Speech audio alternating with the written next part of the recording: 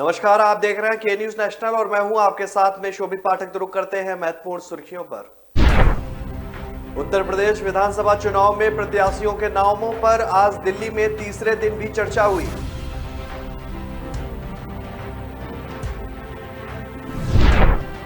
प्रधानमंत्री कार्यालय ने इस साल लोक प्रशासन में उत्कृष्टता के लिए दिए जाने वाले प्रधानमंत्री वार्षिक पुरस्कारों में सुधारों को मंजूरी दे दी है। अजय देवगन का अयप्पा स्वामी के दर्शन के लिए व्रत लिया था उन्होंने। अजय देवगन ने पहले 41 दिनों का उपवास किया।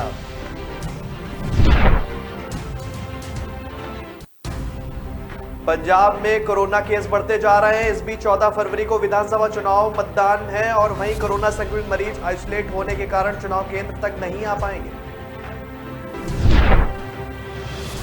कम समय में पब्लिसिटी की चाहत रीना यादव को ले डूबी। वो एक मध्यम वर्गीय परिवार से आती हैं।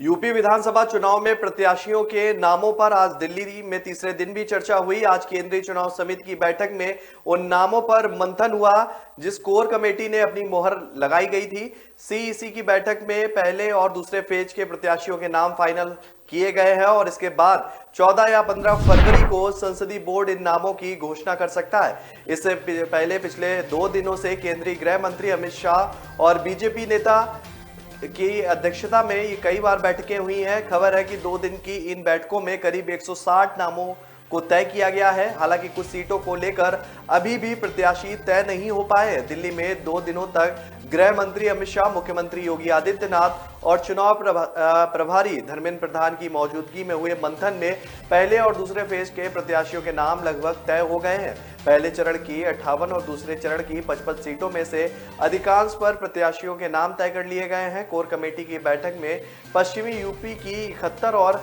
ब्रज की 65 सीटों पर प्रत्याशी चयन पर मंथन किया गया। हालांकि खबर यह भी है कि पश्चिमी यूपी के कुछ सीटों पर भाजपा वेट एंड वॉच की नीति अपना रही है। इन सीटों पर विपक्षी दलों की घोषणा के बाद ही उम्मीदवार उतारे जाएंगे। कहा जा रहा है कि लखनऊ में भाजपा नेताओं की पार्टी छोड़ने का असर टिकट बंटवारे पर भी हो सकता है। प्रधानमंत्री कार्यालय ने इस साल लोक प्रशासन में उत्कृष्टता के लिए दिए जाने वाले प्रधानमंत्री वार्षिक पुरस्कारों में सुधारों को मंजूरी दे दी है। अब पोषण अभियान, खेलो इंडिया, पीएम स्वनिधि योजना, एक जिला एक उत्पाद योजना और मानव दखल के बगैर सेवाओं के लिए बेहतर डिलीवरी में प्रदर्शन के आधार पर शासकीय कर्मचारियों का मूल्यांकन किया जाएगा। ये पुरस्कार प्रधानमंत्री की तरफ से शासकीय सेवा दिवस के मौके पर दिए जाते हैं। हालिया योजना में कहा गया है कि रचनात्मक प्रतिस्पर्धा, इनोवेशन, रेप्लिकेशन और बेहतर कामों की व्यवस्था तैयार करने के उद्देश्य को लेकर 2021 में नए दृष्टिकोण के साथ योजना में सुधार किए गए हैं। इस दृष्टिकोण के तहत मात्रा के लक्ष्यों को हासिल करने के बजाय सुशासन, गुणात्मक उपलब्धि और जुड़ाव पर जोर दिया जाएगा।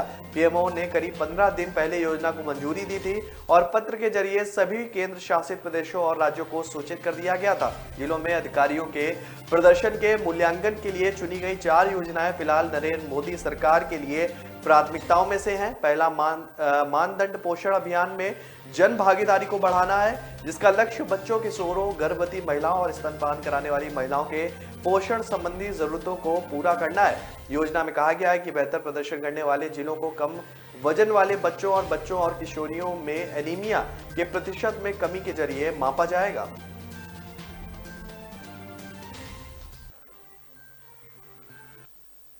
सोशल मीडिया पर काले कपड़े पहने, माथे पर तिलक लगाया और गले में माला पहने अजय देवगन की फोटो वायरल होते ही फैंस ने सोचा कि ये अगली फिल्म का लुक है, लेकिन ये अजय का अयप्पा स्वामी के दर्शन के लिए लिया गया व्रत था। अजय देवगन ने पहले 41 दिन का उपवास किया था। इसके बाद वे बुधवार को केरल के सबरीवाला मंदिर में भगवान अयप्पा से आशीर्वाद लेने पहुंचे। सबरीवाला में भगवान अयप्पा के दर्शन की इच्छा रखने वालों को पहले 41 दिनों तक कठिन अनुष्ठान करना पड़ता है। इसे मंडलम कहा जाता है। दर्शन से पहले कठिन नियमों का पालन करना होता है। अजय ने पूजा अर्चना के बाद तुलसी की माला भी पहनी है। आने वाले कई दिन तक अजय ब्लैक आउटफिट में ही नजर आएंगे। पूजा के बाद अजय देवगन सीधे काम पर लौट आएंगे।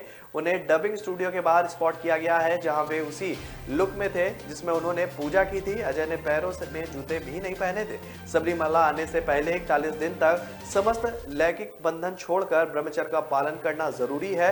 इन इन दिनों में उन्हें नीले या काले कपड़े ही पहनने पड़ते हैं। गले में तुलसी की माला रखनी अनिवार्य है और पूरे दिन में केवल एक ही बार साधारण खाना खाना पड़ता है। शाम को पूजा करनी होती है और जमीन पर ही सोना पड़ता है।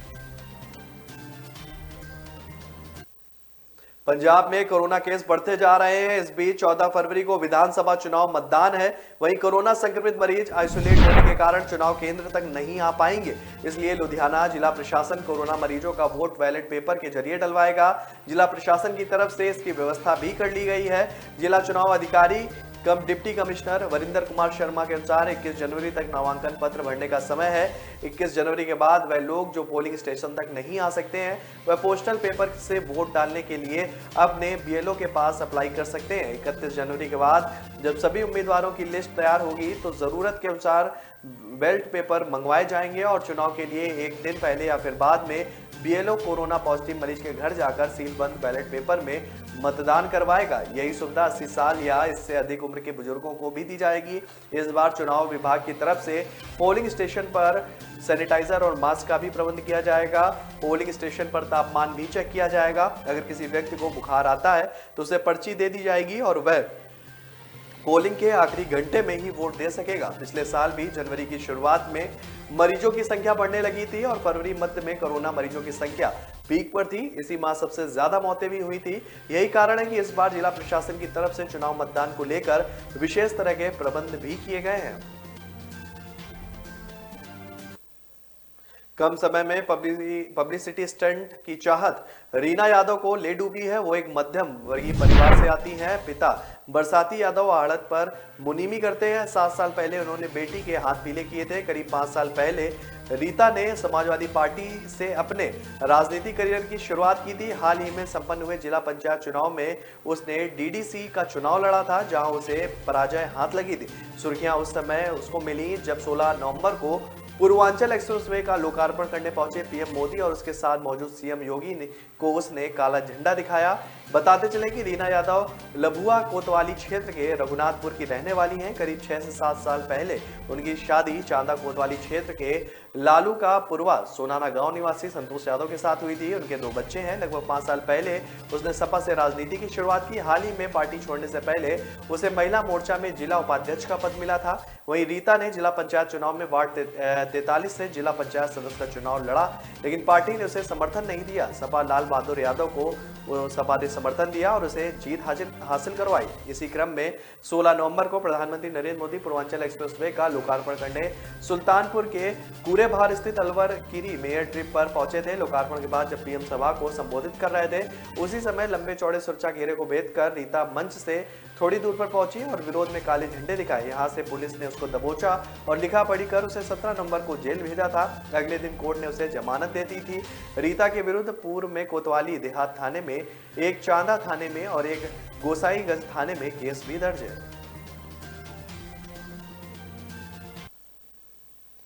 तो रुक रहे हैं ब्रेक के लिए और इससे पहले रुक करते हैं अब तक की सुर्खियों पर।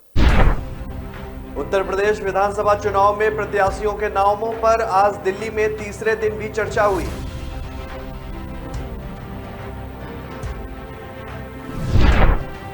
प्रधानमंत्री कार्यालय ने इस साल लोक प्रशासन में उत्कृष्टता के लिए दिए जाने वाले प्रधानमंत्री वार्षिक पुरस्कारों में सुधारों को मंजूरी दे दी है। अजय देवगन का अयप्पा स्वामी के दर्शन के लिए व्रत लिया था उन्होंने। अजय देवगन ने पहले 41 दिनों का उपवास किया।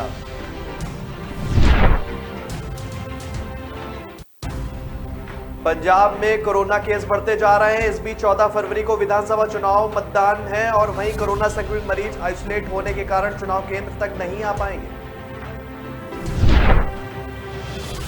कम समय में पब्लिसिटी की चाहत रीना यादव को ले डूबी। वो एक मध्यम वर्गीय परिवार से आती हैं।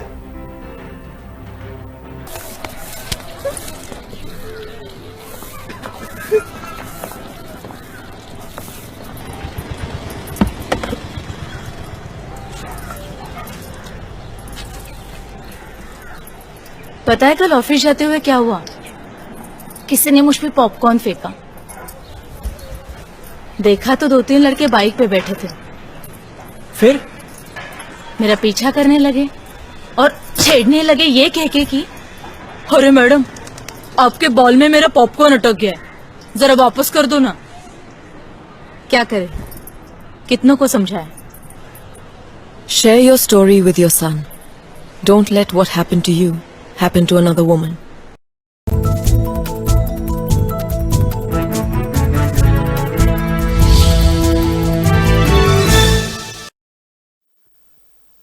ब्रेक के बाद फिर स्वागत है आपका। रुक करते हैं आगे की खबरों पर। अंतर्राष्ट्रीय बौद्ध शोध संस्थान के उपाध्यक्ष एवं अखिल भारतीय कुशवाहा महासभा के पूर्व राष्ट्रीय अध्यक्ष हरगोविंद कुशवाहा ने योगी सरकार से इस्तीफा देने वाले स्वामी प्रसाद मौर्य पर हमला बोला है। 74 वर्षीय कुशवाहा ने कहा कि मैं उसी बिरादरी का अध्यक्ष रहा हूं जिससे स्वामी प्रसाद मौर्य आते हैं। वह अपने घर के लिए राजनीति करते हैं। जो व्यक्ति अपने बेटे को चुनाव नहीं जिता सका वो भाजपा को क्या शिकस्त देगा। स्वामी प्रसाद मौर्य जैसे 100 लोग भी छोड़कर चले जाएं तो भाजपा की सेहत पर कोई भी असर नहीं पड़ेगा। भाजपा एक समुद्र है, उसकी वजह से भाजपा नहीं बल्कि भाजपा की वजह से स्वामी प्रसाद मौर्य है। पूर्व राष्ट्रीय अध्यक्ष कुशवाहा ने कहा है कि स्वामी प्रसाद ने केशव प्रसाद मौर्य को अशब्द कहे हैं, उनकी कोई हैसियत नहीं है। उत्तर प्रदेश मुख्यमंत्री का मुख्यमंत्री जैसा प्रोटोकॉल होता है और केशव प्रसाद और स्वामी प्रसाद में जमीन आसमान का अंतर है। स्वामी घर के लिए तो वहीं केशव प्रसाद मौर्य पब्लिक के लिए राजनीति करते हैं। अखिलेश यादव के लिए मुंगरी लाल के हसीन सपने की बात उन्होंने कही है, तब भी सपा सत्ता में नहीं आएगी। 2022 में यूपी में भाजपा को सरकार बनाने से उन्होंने कहा कोई भी नहीं रोक सकता है। बिहार में बिहारियत और बिहार के इतिहास को लेकर बहस छिड़ गई है। वजह है कि प्रसिद्ध लेखक दया प्रकाश सिन्हा ने सम्राट अशोक की तुलना औरंगजेब से कर दी है। ऐसे में सत्तारूढ़ दल की दो पार्टी आपस में भिड़ गई हैं। दरअसल जेडीयू ने सिन्हा की इस टिप्पणी पर कड़ा ऐतराज भी जताया है, यहां तक कि उसको मिले पद्मश्री पुरस्कार को वापस करने की मांग भी की है। बताया जाता है कि सिन्हा भाजपा कल्चर सेल के नेशनल कन्वेयर हैं, लेकिन भाजपा के दिग्गज नेता सुशील मोदी ने इस बात से इनकार किया है। वहीं जेडीयू के इस आरोप पर भाजपा के प्रदेश अध्यक्ष संजय जायसवाल ने उस नेताओं को राजनीतिक भस्मासुर तक कर डाला। जायसवाल ने कहा कि कुछ तथाकथित बुद्धिजीवियों के लिए नकारात्मकता प्रचार भी मेवा देने वाला पेड़ है, लेकिन मुझे आश्चर्य तब होता है जब कुछ समझदार राजनीतिक कार्यकर्ता भी इनके जाल में फंसकर अपना प्रचार में लग जाते हैं। वे यह भी नहीं सोचते हैं कि इससे समाज को कितना नुकसान हो रहा है। अगर इन्हें भरपेट मेवा ना दिया जाए तो उन्हें उस पेड़ की जड़ में जो है मट्ठा डालने से भी परहेज नहीं होता है। यही वजह से है कि बुद्धिजीवियों द्वारा इन्हें राजनीतिक भस्मासुर की संज्ञा दी जाती है। उन्होंने कहा कि बिहार में भी एनडीए सरकार की मजबूती और अनुशासन के कारण कुछ खास नेताओं को मन मुताबिक मेवा नहीं मिल रहा है। यही वजह है कि यह लोग किसी न किसी मुद्दे पर लगभग रोजाना ही अलग अलग विषयों पर एनडीए को बदनाम करने के लिए एक सूत्रीय एजेंडे पर कार्य कर रहे हैं। 15 दिन पहले खत्म होने के बाद राज्य सरकार ने फिर से पंचायत चुनाव कराए जाने की प्रक्रिया शुरू कर दी है। पंचायत एवं ग्रामीण विकास विभाग ने बुधवार को आदेश जारी कर सभी कलेक्टर से 1.25 महीने के अंदर परिसीमन कर रिपोर्ट देने के लिए कहा। यानी परिसीमन का काम 17 जनवरी से शुरू होकर 25 फरवरी को खत्म होगा। परिसीमन 2011 की जनगणना के अनुसार किया जाएगा। इधर सुप्रीम कोर्ट ने स्थानीय निकायों के चुनाव में ओबीसी आरक्षण पर रोक लगाई हुई है, जिस पर 17 जनवरी को सुनवाई होगी। मुख्यमंत्री शिवराज सिंह चौहान पहले ही स्पष्ट कर चुके हैं कि बगैर ओबीसी आरक्षण के पंचायत चुनाव नहीं होंगे। इसलिए अगले सप्ताह सोमवार को सुप्रीम कोर्ट में होने वाली सुनवाई के बाद पंचायत चुनाव की आगे की रूपरेखा तय हो पाएगी। पंचायतों के नए परिसीमन को लेकर जारी किए गए आदेशों में पंचायतों और उनके वार्डों का निर्वाचन क्षेत्र का परिसीमन किया जाना है। इसके तहत परिसीमन की प्रक्रिया में ऐसी पंचायतों को शामिल भी किया जाना है जिनका क्षेत्र नगरीय निकाय में शामिल होने से या कोई ग्राम पंचायत या कोई गाँव किसी बांध या सिंचाई परियोजना के निर्माण में डूब गया है। साथ ही पिछले परिसीमन में कोई गांव पंचायत में शामिल होने से छूट गया हो तो नगरीय निकाय या पंचायत के ग्रामीण क्षेत्र में से किसी से भी सम्मिलित नहीं है या नए बने जिलों की नई जिला पंचायत का गठन हुआ है। कांग्रेस उत्तर प्रदेश में दुष्कर्म और उत्पीड़न की शिकार महिलाओं को टिकट दिए जा रहे हैं। पार्टी ने टिकट बंटवारे के लिए मास्टर प्लान भी तैयार किया है। कांग्रेस महासचिव प्रियंका गांधी के नारे लड़की हूं लड़ सकती हूं के तहत ही टिकट का बंटवारा किया जा रहा है। सूत्रों का कहना है कि यूपी में बेइज्जती, रेप और प्रताड़ना की शिकार महिलाओं की लिस्ट तैयार की जा रही है। इन महिलाओं और उनके करीबी रिश्तेदारों को टिकट देने पर भी विचार किया जा रहा है। इनमें उन्नाव और हाथरस रेप पीड़िता के परिजन भी शामिल हैं। प्रियंका ने एक इंटरव्यू में कहा कि इशारा करते हुए कहा कि लड़ने वाली लड़की को पार्टी टिकट देगी। उन्होंने कहा था कि हमारी लिस्ट में ऐसी महिलाएं हैं जो खड़ा होना चाहती हैं, अपने लिए लड़ना चाहती हैं। उसी के संबंध में आज कांग्रेस पार्टी की महासचिव प्रियंका गांधी ने कुछ प्रत्याशियों को पहले चरण की टिकट का भी जो है वितरण किया है। 74 साल से दो सगे भाइयों ने एक दूसरे को देखा नहीं, साथ बैठे नहीं, बातें भी नहीं की और अचानक 74 साल बाद दोनों भाइयों को मिलने का मौका मिला। वे आमने सामने हो तो निश्चित ही वो क्षण भावुक करने वाला है। इस ऐतिहासिक पल के साक्षी बनने वालों की भी आंखें भर आई। ऐसा ही कुछ हुआ पाकिस्तान स्थित ऐतिहासिक श्री करतारपुर साहिब में, जहां 74 साल बाद दो भाई मिले और मिलन भी ऐसा कि दोनों एक दूसरे के गले रखकर फूट फूट कर रोने लगे। नजारा ऐसा था कि पत्थर दिल इंसान का कलेजा भी पसीज जाए। 1947 में भारत पाकिस्तान के बंटवारे के वक्त अलग हुए इन दोनों भाइयों के दिल पर जो चोट लगी थी, उस पर 74 साल बाद मरहम लगा है। किसी ने दिल का दर्द कह नहीं पाते थे, लेकिन जब मिले तो रो रो कर जो है एक दूसरे को गले लगाया। यह मिलन था पाकिस्तान के फैसलाबाद में रहने वाले मोहम्मद सदीक और भारत से श्री करतारपुर साहिब पहुंचे मोहम्मद हबीब आका और सैला का। दोनों एक ही मां के कोख से जन्मे थे, लेकिन 1947 के बाद वो दोनों बिछड़ गए थे।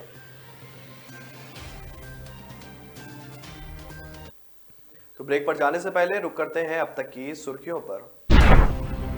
उत्तर प्रदेश विधानसभा चुनाव में प्रत्याशियों के नामों पर आज दिल्ली में तीसरे दिन भी चर्चा हुई।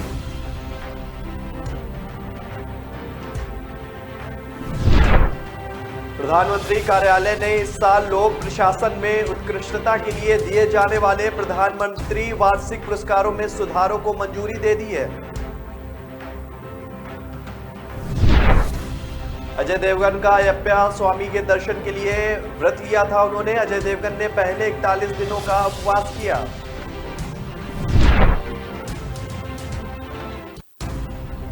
पंजाब में कोरोना केस बढ़ते जा रहे हैं। इस बीच 14 फरवरी को विधानसभा चुनाव मतदान है और वहीं कोरोना संक्रमित मरीज आइसोलेट होने के कारण चुनाव केंद्र तक नहीं आ पाएंगे।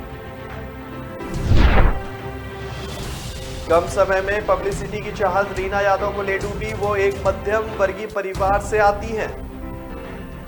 न ऐश का न द्वेष का, यह दंगल है देश का। सुलगती समस्याओं के जुलसते सवालों का होगा दंगल देश का। प्रशासन के प्रश्नों को लेकर होगा दंगल देश का।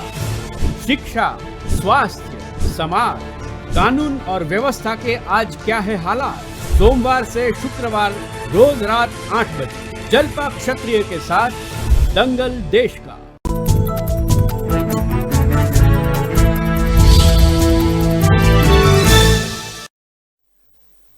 ब्रेक के बाद फिर स्वागत है आपका। रुक करते हैं आगे की खबरों पर। राज्य में मराठी भाषा के चलन को बढ़ाने के लिए महाराष्ट्र सरकार ने बुधवार को एक बड़ा फैसला लिया है। अब से राज्य की सभी दुकानों में नाम के बोर्ड मराठी भाषा में लगाने अनिवार्य होंगे। कैबिनेट की आज हुई बैठक में यह तय हुआ है कि अब हर दुकानदार को अपनी शॉप का नाम बड़े बड़े मराठी अक्षरों में लिखना होगा। इससे पहले ज्यादातर बोर्ड हिंदी अंग्रेजी में होते थे और खाना पूर्ति के लिए बोर्ड के एक हिस्से में इसे मराठी में लिखा जाता था। मराठी में बोर्ड लगाने का फैसला 2017 यानी कि फडणवीस सरकार में ही लिया गया था, लेकिन व्यवहार में यह सही ढंग से लागू नहीं हो पाया। सीएम उद्धव ठाकरे के नेतृत्व में बुधवार को हुई कैबिनेट में इस आदेश को असरदार तरीके से लागू करने का फैसला किया गया। मंत्रिमंडल की बैठक में जो यानी 2017 की महाराष्ट्र दुकानें और व्यवस्थापन को प्रभावी तरीके से लागू करने का निर्णय किया गया है। अब तक ऐसे छोटे व्यवसायी जिनके यहाँ 10 से कम संख्या में कर्मचारी काम कर रहे थे, उन्हें मराठी बोर्ड लगाने से छूट मिली हुई थी, लेकिन बुधवार की मीटिंग में छोटे दुकानदारों और व्यापारियों के लिए भी यह नियम सख्ती से लागू किया गया है। मीटिंग में साफ तौर से कहा गया है कि मराठी में नाम दूसरी भाषा में लिखे नाम से छोटे अक्षरों में नहीं होने चाहिए। दुकानों का नाम देवनागरी लिपि में और मराठी भाषा में ही बड़े बड़े अक्षरों में लिखा जाए। देश में बुधवार का दिन कोरोना वायरस के लिहाज से बेहद भयावह रहा। बुधवार को 2,45,525 नए कोरोना संक्रमित मिले हैं। 84,479 लोग ठीक भी हुए हैं, जबकि 379 लोगों की मौत भी हो गई है। इस तरह एक्टिव केस यानी कि इलाज करा रहे मरीजों की संख्या 1,61,721 जो है उस बढ़ोतरी के साथ दर्ज की गई है। फिलहाल देश में 11.10 लाख एक्टिव केस जो हैं वो इस समय मौजूदा हैं। तीसरी लहर में एक्टिव केस पहली बार 11 लाख के पार पहुंच गए हैं। वहीं नए संक्रमितों में 52,000 की बढ़ोतरी देखने को भी मिली है। इससे पहले मंगलवार को 1.93 लाख लोग संक्रमित मिले थे। देश में अब तक कुल 3.63 करोड़ लोग संक्रमण की चपेट में भी आ चुके हैं, जिनमें से 3.47 करोड़ लोग रिकवर भी हो चुके हैं।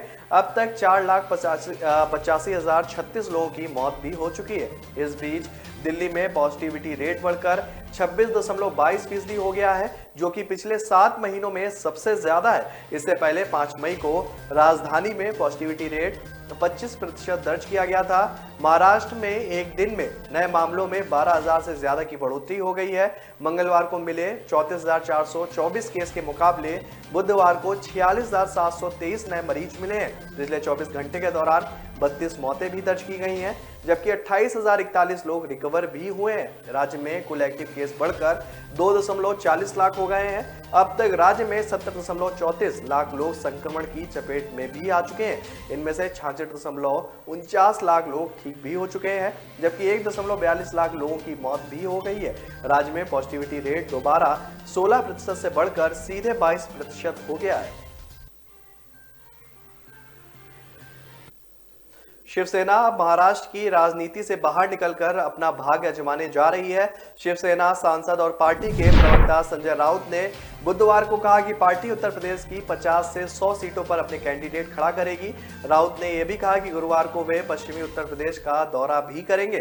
खास यह है कि महाराष्ट्र में साथ मिलकर सरकार बनाने वाली राष्ट्रवादी कांग्रेस पार्टी भी उत्तर प्रदेश में शिवसेना से अलग होकर उम्मीदवार उतारने जा रही है। इसका ऐलान मंगलवार को एनसीपी चीफ शरद पवार ने किया था। संजय राउत ने महाराष्ट्र में बीजेपी के नेता और पूर्व मुख्यमंत्री देवेंद्र फडणवीस पर भी निशाना साधा है। उन्होंने कहा कि महाराष्ट्र में नोटों के बैग भरकर गोवा भेजे जा रहे हैं। हमारी लड़ाई इन्हीं नोटों के खिलाफ है। राउत ने कहा कि फडणवीस के गोवा जाते ही वहां की बीजेपी इकाई में फूट पड़ गई है। दूसरी तरफ गोवा में अपनी राजनीतिक जमीन बनाने में जुटी शिवसेना पर बीजेपी भी लगातार हमले कर रही है। फडणवीस ने शिवसेना पर तंज कसते हुए कहा कि शिवसेना जो है हर हालत में नई जगह नई तरीके से पार्टी बनाएगी। तो फिलहाल इस बुलेटिन में मेरे साथ इतना ही। आगे की खबरों के लिए बने रहिए के न्यूज नेशनल के साथ। नमस्कार। उत्तर प्रदेश विधानसभा चुनाव में प्रत्याशियों के नामों पर आज दिल्ली में तीसरे दिन भी चर्चा हुई।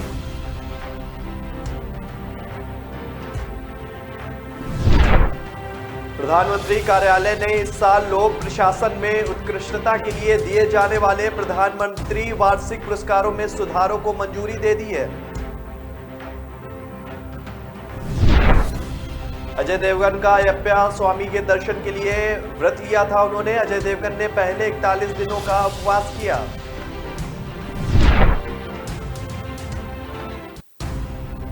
पंजाब में कोरोना केस बढ़ते जा रहे हैं। इस बीच 14 फरवरी को विधानसभा चुनाव मतदान है और वहीं कोरोना संक्रमित मरीज आइसोलेट होने के कारण चुनाव केंद्र तक नहीं आ पाएंगे। कम समय में पब्लिसिटी की चाहत रीना यादव को ले डूबी। वो एक मध्यम वर्गीय परिवार से आती हैं।